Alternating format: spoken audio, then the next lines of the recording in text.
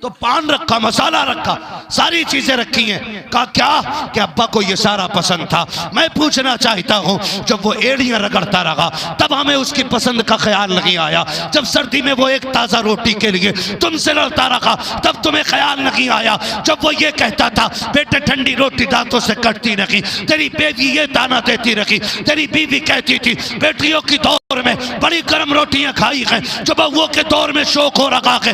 मैं कहता हूँ बगैर सुन, जब ये जवान था तो लोगे के चने चबा जाता था, रोटी की क्या हैसियत है? आज दांत उखड़ गए हैं, दाढ़ें निकल गई हैं। गर्म रोटी इसलिए नहीं मांग रखा है कि शौक पूरे हो जाए, इसलिए मांग रखा है कि पेट भर जाए। मैं कहता हूँ खुदा के वास्ते 40वें के खाने से पहले अपने बाप की खिदमत कर लो।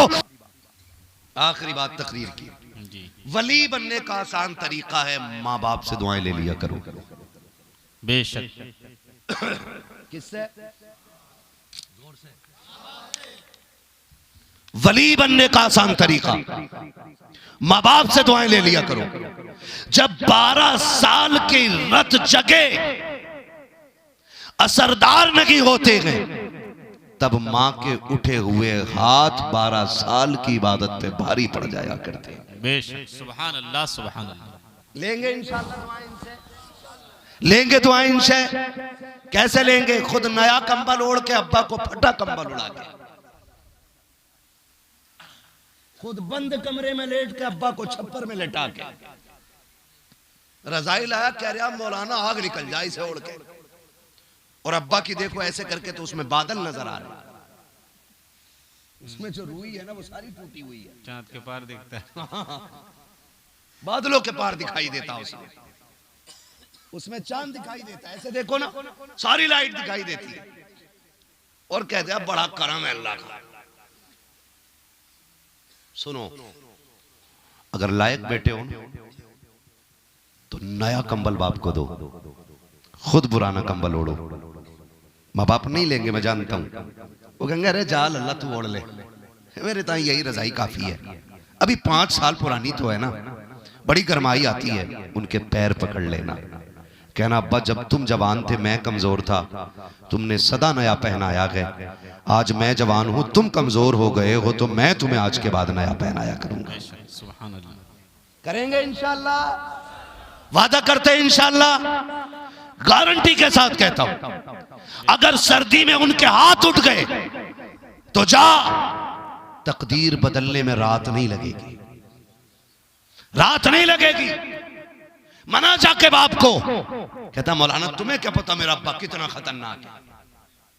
क्यों भाई खतरनाक है तेरा अब्बा, तो तू जिंदा कैसे है? तेरा अब्बा खतरनाक होता तो तुझे बचपन में खा जाता, जिंदा कैसे भाई तू? कह रहा ना, जब भी देखते हैं गुस्से में ही देखते हैं, कभी मीठी बात नहीं करते। मैंने कहा सूरज कभी ठंडा नहीं होता है, सूरज कभी ठंडा नहीं होता। इतनी जोर से बोलो कि लगे कि आप सुन रहे हो। सूरज कभी ठंडा नहीं होता। भैया ये बुंदा तुम्हारे टोपे में कि कान में?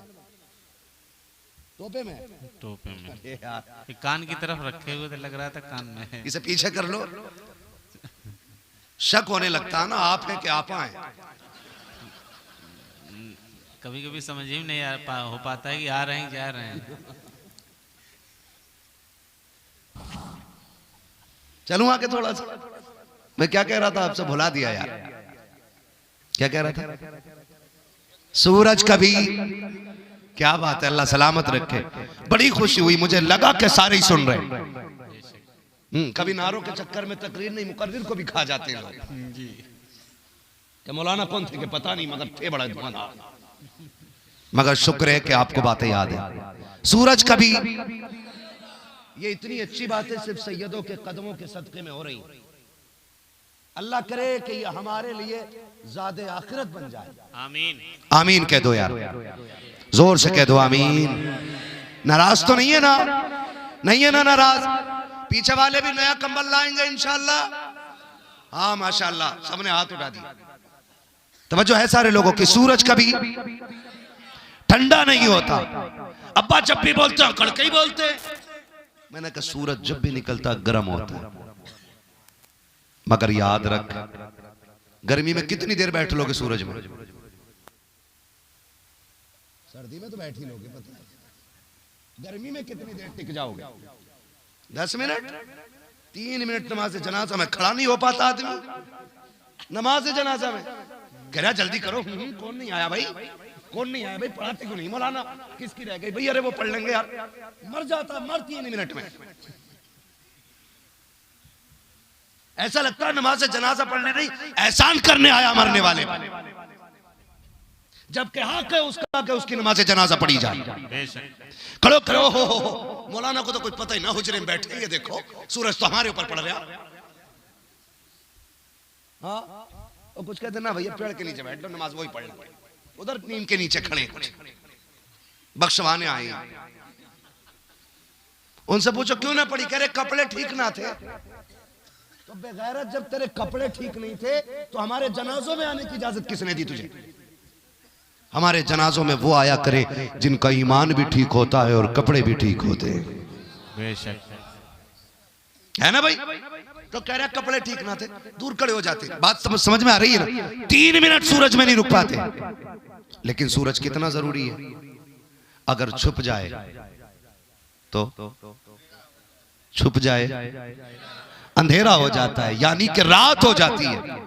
बाप सख्त कितना भी हो, अगर कब्र में चला जाए तो जिंदगी में अंधेरा हो जाया करता है। आप ये कह ही नहीं सकते हो कि बाप सख्त है। मैं जानता हूं हाँ, बाप का लहजा सख्त हो सकता है, बाप गुस्से का तेज हो सकता है, लेकिन जा मेरी पूरी गारंटी है तुझसे बाप 5 साल से नहीं बोला है, 4 साल से नहीं बोला है, तुझे अच्छी नजर से नहीं देखा है। जा बाप सोता होगा, सलाम हो जाए, जलसा खत्म हो जाए, उसके कदमों में जाके बैठ जाना, उसके तलवे दबाना शुरू करना। जैसी उसकी आंख खुलेगी वो उठ के बैठेगा, तुझसे पूछे कौन है, कहना अब्बा तेरा नाफरमान बेटा आ गया है, इसे माफ कर दो, कसम खा के कहता हूं खता तूने की है। रोता हुआ बाप नजर आएगा, गलती तेरी है, आंख में बाप के आंसू होंगे, तूने खता की थी। बाप रो के कहेगा पगले तू तो आज आया है, मैंने तुझको पहले ही दिन अपनी तरफ से माफ कर दिया था। सच ये है कि तूने बाप को जाना ही नहीं है, बाप को जाना ही नहीं है। जाओ, गारंटी है मेरी, उनकी कदमों में जाके बैठ जाना, कितने नाराज क्यों ना हो, तूने कितना सितम क्यों ना किया हो, उनके पैर पकड़ना। वो कहेंगे पगले सोया नहीं, कहना तुझे नाराज करके नींद नहीं आ रही है। फिर देख वो तुझसे लिपट के कितना रोता है, फिर देख उसकी गर्मी नरमी में कैसे बदल जाती है। हाँ तो करेंगे इंशाल्लाह राजी माँ बाप को, वादा करते हैं इंशाल्लाह। अच्छा ये बताओ हाथ उठा के किस किसके माँ बाप राजी है? माशाल्लाह माशाल्लाह, खुशी हुई देख के। फिर से पूछ लिए, जिंदा वालिद नहीं उठा रहे हैं।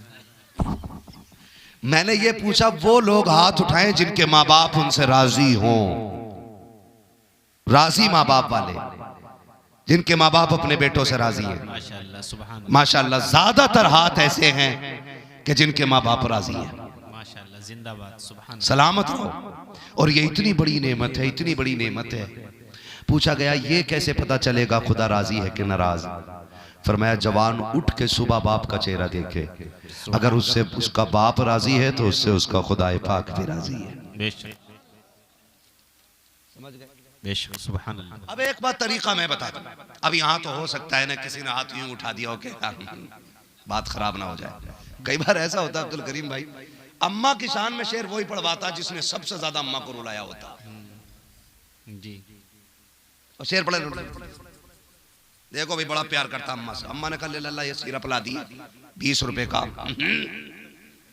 मसाला खान पैसे ना है तो मैं सिरप ला दे। ये है माँ के फर्मा बरदार। सुनो मैं एक बात जानता हूं, अगर अब पता लगाना हो कि किसकी इज्जत घर के अंदर है और किसकी नहीं, तो एक आसान तरीका मैं बता रहा हूं। बता पूछ नहीं रहे कहीं मेरा ही भाव ना खुल जाए। माँ बाप से अगर आप पूछेंगे औलाद कैसी है, तो माँ बाप कहते हैं अल्लाह ने जैसे हमें औलाद दी ऐसी सबको दे। कैसी औलाद है? अम्मा कहती मेरा बेटा कभी मेरे बगैर खाता ही नहीं। अब्बा से पूछो औलाद कैसी है, तो बाप कहता मौलाना क्या बताऊं, मेरा बेटा ईद के कपड़े उस वक्त तक नहीं लाया जब तक मेरे कपड़े नहीं खरीदवा दिए थे। क्यों? क्योंकि माँ बाप अपनी औलाद को समाज में रुसवा करना नहीं चाहते हैं, और औलाद ये समझती है कि हमारे माँ बाप को हमसे कोई तकलीफ नहीं है। ये सुनना मेरी बात कान खोल के। जी खत्म कर लूं, 1 घंटा हो चुका। बोले आप बोले। जितने लोग सुनना चाहते हैं वो कहते जरा या रसूल अल्लाह, या रसूल अल्लाह। जो जलसा खत्म करना चाहते हैं वो कहते हैं जरा या रसूल अल्लाह। मतलब या रसूल अल्लाह के नारे सबको प्यार है। हाँ, जलसा खत्म करना नहीं चाह रहे। नहीं, बहुत बड़े बड़े लोग, जिम्मेदार लोग होते हैं, ये डर रहता है कि इतने बड़े लोगों का वक्त हम ज़ाय ना कर दें, क्योंकि हमें सिर्फ तक़ीक़ का काम है और सफ़र का काम है। इन बड़े लोगों को बहुत सारे काम होते हैं, किसी को मस्जिद, किसी को मदरसा, किसी को मुसल्ला, किसी को मुक्तदी, किसी को इक़्तिदा, ये सारी चीज़ें संभालनी होती हैं। और जनाब मौलाना अब्दुल करीम साहब तो इतना मसरूफ़ शख्स को कहा जाता है कि जिसको आधा हिंदुस्तान संभालना रहता है। हाँ, रोज इतने बहुत से तावीज़ लिखने और बोतलों में पढ़ने। हाँ, जिसे थाली बैठा ना मजार पे खड़ा, लाओ पानी फुकवा लो, पानी वही फुकवाया करो जिसे तकलीफ हो। ये भी मसला है, खैर उधर नहीं जाना है, वक्त लगेगा। मैं बस चंद बातें कहना चाहता हूं। माँ बाप कभी औलाद की रुसवाई गवारा नहीं करते। मैं ऐसे बापों को जानता हूं, ऐसे बापों को जानता हूं कि जो जेब में बिस्किट का पैकेट रख के टहलते थे और भूखे वक्त में खा लेते थे और कहते थे अल्लाह ने जैसा बेटा मुझे दिया ना ऐसा सबको दे, जबकि बेटा एक रोटी नहीं देता उन्हें, एक रोटी नहीं देता उन्हें। खुदारा आपसे हाथ जोड़ के कहता हूं, आप फाके से सो जाना, लेकिन कभी माँ बाप को भूखा मत सोने देना।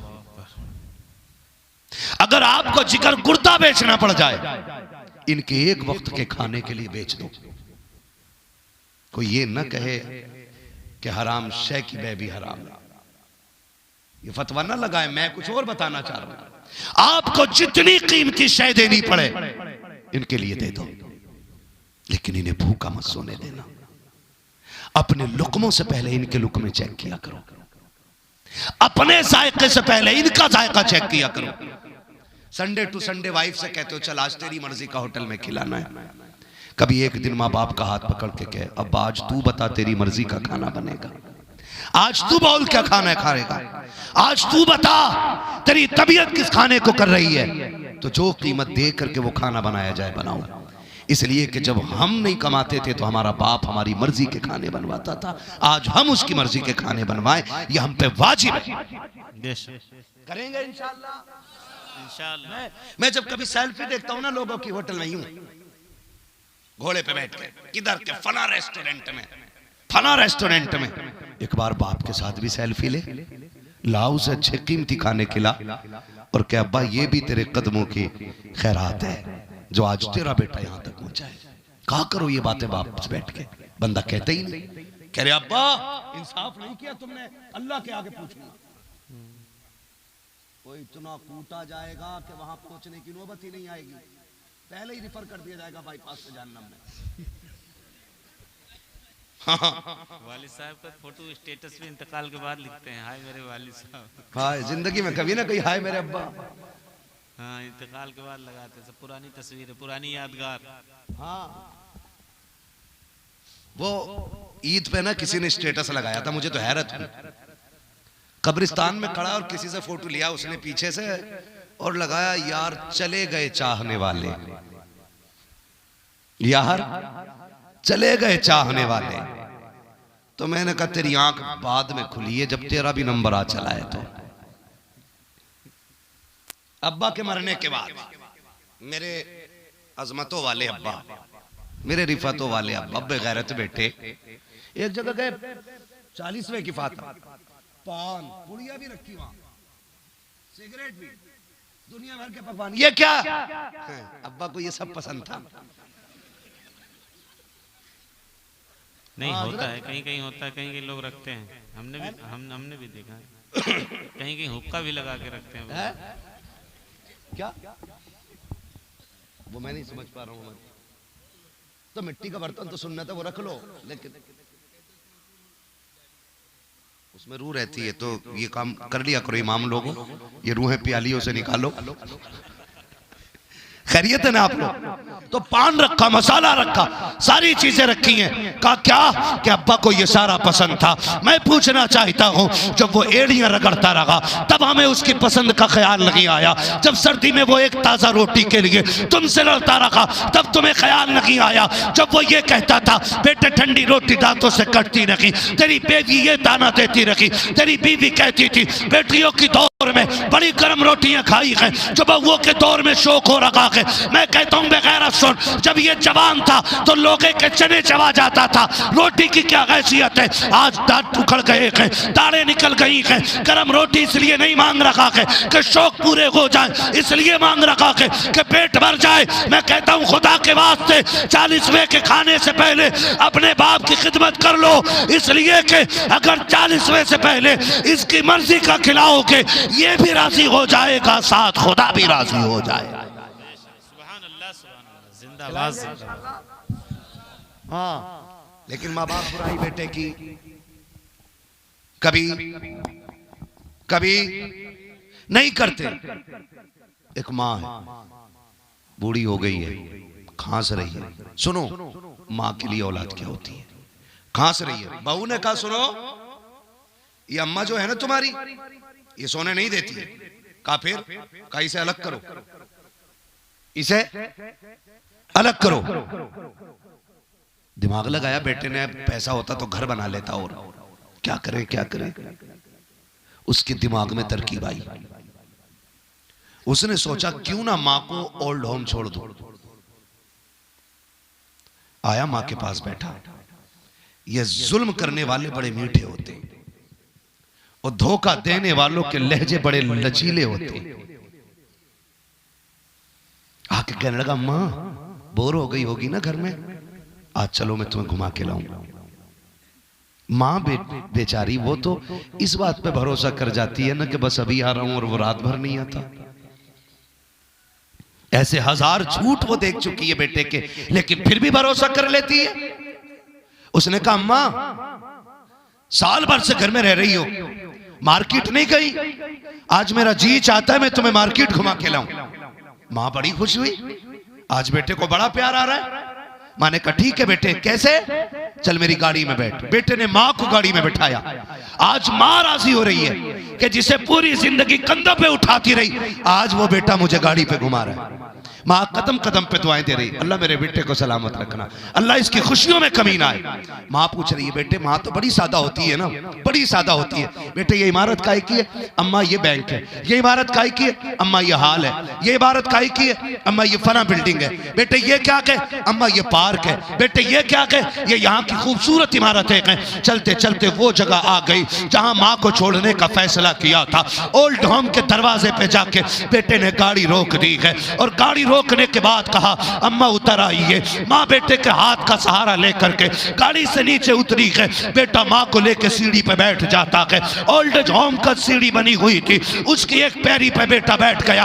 अम्मा पूछ रही है बेटे ये कौन सी जगह है? अब बेटा कह रहा है अम्मा इसे ओल्ड होम कहा जाता है। अच्छा बेटे ये क्या होता है? अम्मा जो लोग बूढ़े हो जाते हैं औलाद उनकी यहाँ रख जाती है। अम्मा बड़ी अच्छी जगह होती है ये, यहाँ पे खिदमत करने वाले होते हैं, यहाँ पे वक्त पे खाना देने वाले होते हैं। माँ कहती है मैं समझ नहीं पाई कि बेटा चाहता क्या है। जब इतनी बात मेरे बेटे ने कही कि माँ यहाँ पे बुजुर्गों को रखा जाता है, माँ कहती है एहसास तो होने लगा था। क्या मतलब? मैं सोच रही थी कि मेरा बेटा तो यहाँ छोड़ के नहीं जाएगा। कहा फिर मेरी कुर्बानी याद आ गई। मैंने कहा ये कैसे हो सकता है? ये तो वो है तू जिसके लिए रातों को जागती रखी है, ये तुझे कैसे छोड़ सकता है? ये वो है जिसके लिए तूने नींदें कुर्बान की है, ये तुझे कैसे छोड़ के जा सकता है? ये तो वो है जिसे एक शाम न देखूं तो दिल नहीं लगता है। ये मेरे बगैर कैसे रह सकता है। माँ ये सोच रखी है, फिर खुद ही खुद दिल से फैसले करके कह रखी है मेरा बेटा ऐसा नहीं कर सकता है। थोड़ी देर के बाद बेटे ने कहा अम्मा परेशान ना होना, आज के बाद तुझे इसी घर में रहना है। अल्लाह अकबर। जैसी बेटे ने इतना कहा है माँ के पैरों तले जमीन निकल जाती है। फिर ख्याल क्या क्या ना माँ के जहन में आते हैं, क्या क्या नहीं सोचा होगा माँ ने जब बेटे ने इतना कहा है अम्मा तुझे इसी घर के अंदर रहना है। ये कह के उसने आवाज लगाई, ओल्ड एज होम की औरतें निकल करके आई और माँ को चारों तरफ से घेरा है। अब बेटा गैरत की वजह से माँ को छोड़ के जाने लगा है। माँ चाहती थी आज इससे दूध का हिसाब ले लिया जाए, माँ तो चाहती थी आज इससे रज्जगों का हिसाब ले लूं, माँ तो ये चाहती थी आज इसके लिए कुर्बान की गई नींदों का हिसाब ले लो। लेकिन माँ तो माँ होती है, अपनी जान देकर भी औलाद की खुशी चाहती है। माँ ने खुद को संभाला है, बेटे को जैसे आया था वैसे जाना दिया। बेटा तो चला जाता है। ओल्ड एज होम की औरतों ने आकर के अम्मा को घेर लिया है। अम्मा बता क्या नाम है तेरा, कहाँ की रहने वाली है। माँ ने नाम बताया, पता बताया, एड्रेस बताया। उसके बाद पूछा बताओ कोई तुम्हारा वारिस है कि नहीं। माँ ने कहा एक बेटा है मेरा। अब औरतों ने कहा है कि उसका नाम बता दो। अम्मा नाम नहीं बता रही है। औरतों ने कहा माँ नाम क्यों नहीं बताती है, नाम क्यों नहीं बताती है, तेरे बेटे का नाम क्या है। माँ ने कहा नाम नहीं बता सकती। किसी ने, एक औरत ने आवाज दे के कहा इसका बेटा इतना बेगैरत है, इसे छोड़ के गया है, इसलिए माँ गुस्से में अपने बेटे का नाम नहीं ले रखी है। जब माँ के सामने उस बेटे को बेगैरत कहा गया, माँ ने बुढ़ापे की सारी ताकत इकट्ठा की है। खुद को संभालते हुए चीख करके कहा था खबरदार मेरे बेटे के खिलाफ एक लफ्ज ना बोलना, कोई जुमला मेरे बेटे के खिलाफ ना बोलना। कहा फिर नाम क्यों नहीं बताती है। कहा सुनो मैं अपने बेटे से नाराज नहीं हूँ, मैं अपने बेटे से खफा नहीं हूँ। कभी नाम क्यों नहीं लेती। का वजह ये है मेरा बेटा इज्जतदार शहरी है, मेरे बेटे को पूरा शहर जानता है। अगर मैं नाम ले लूंगी मेरा बेटा रुसवा हो जाएगा, लोग गालियां देंगे मेरे बेटे को। कहा फिर अब भी नहीं माफ करेगी, अब भी नहीं नाम लेगी, वो तेरा बेटा तो दे, तुझे यहाँ छोड़ के चला गया है। तब माँ ने कहा था चुप हो जाओ, ये मेरा और मेरे बेटे का मामला है, जो उसने किया है वो उसका किरदार है और जो मैं कर रही हूं ये एक माँ का किरदार। सुभान अल्लाह, सुभान अल्लाह। माँ बाप कभी औलाद को रुसवा नहीं सुभान अल्लाह। आप सितम भी करेंगे ना तो वो नहीं बताएंगे, नहीं बताएंगे। बेटा रोटी देता है कि नहीं ये अब्बा नहीं बताएगा, चाय मिली है कि नहीं ये बाप नहीं बताएगा। बस इतना याद रखना, इस सर्दी के मौसम में लोग आग जला लेते हैं ना, चौराहों पे जला लेते हैं कि नहीं, है ना। पड़ोसियों के उपले कंडे जला दिया, है ना, धान की पराल जला दिया। सर्दी में तापने मिलने जलती है कि नहीं आग, लोग ठंड में बैठते हैं। सुनो, उस आग के बुझने के बाद, उस आग के बुझने के बाद अगर कोई बूढ़ा राख के सहारे बैठा रह जाता है तो समझ लेना कि इसके घर में इस बूढ़े की कोई इज्जत नहीं करता है। समझ गई बात। गर्मी में अगर कोई बूढ़ा मस्जिद में पंखा चला के सो रहा है तो समझ लेना इसके बेटे इसकी इज्जत नहीं करते। दोपहरी में अगर कोई बूढ़ा किसी के दरख्त के नीचे वक्त काट रहा है तो समझ लेना कि ये घर वालों पे बोझ हो गया है। तुम्हें खुदा का वास्ता दे के कहता हूं, ये जो राख के आगे है, ये जो गैर के स्लिप पे बैठा है, ये जो सुनसान जगह दरख्त के साये में पड़ा है, ये सिर्फ बाप नहीं, ये तेरी जन्नत पड़ी है। अपनी जन्नत को गलियों में धक्के खाने ना दो, अपनी जन्नत को रोडों पे रुसवा ना करो, अपनी जन्नत को दौलत से ज्यादा संभाल के रखो। मेरी इतनी गुजारिश है, माँ बाप बूढ़े हो जाएं, अपने से ज्यादा उनकी फिक्र करना शुरू करेंगे इंशाअल्लाह, इंशाअल्लाह करेंगे इंशाअल्लाह। कितने लोग वादा करते हैं, हाथ उठाएं इस बात पर। सुभान अल्लाह। अल्लाह इन उठे हाथों की लाज रख ले और साहिब मजार के सदक़े में सब बेटों को इतना दे कि वो अपने माँ बाप को खाने काबा की जियारत करा सके, और इतना दे दे कि सिर्फ जियारत ना कराएं बल्कि उनकी उंगली पकड़ के हुजूर के शहर की हाजिरी करने चले जाएं। अल्लाह हर बेटे को माँ बाप की खिदमत का सिला अता फरमाए। फरमाएगा या अय्युहल्लज़ीना आमनू तक़ुल्लाह व कूनू मअस-सादिक़ीन, ईमान वालों अल्लाह से डरो और सच्चों के साथ हो जाओ। डरने का मतलब यह है जो चीज़ें हम पे लाजिम कर दी गई हैं उन पे अमल किया जाए, जिनसे रोक दिया गया है उनसे रुके रहें। व कूनू मअस-सादिक़ीन, और सच्चों के साथ होने का मतलब यह है अल्लाह के वलियों से मोहब्बत रखें, उनसे रिश्ते कायम रखें, उनकी यादगार दिलों में रखें। इसलिए कि अमल हो नेक और वली साथ ना हो, अल्लाह वालों का साया ना हो, शैतान अमल की चोरी कर सकता है, ईमान भी चुरा सकता है। और अगर ईमान पे पहरेदार अब्दुल कादिर जीलानी हो तो किसी इब्लीस में ताकत नहीं जो ईमान चुरा सके। बेशक सुभान अल्लाह। है ना? बस कोशिश कीजिएगा, अल्लाह हमें माँ बाप की खिदमत की तौफीक अता फरमाए। बस जो हुए अगला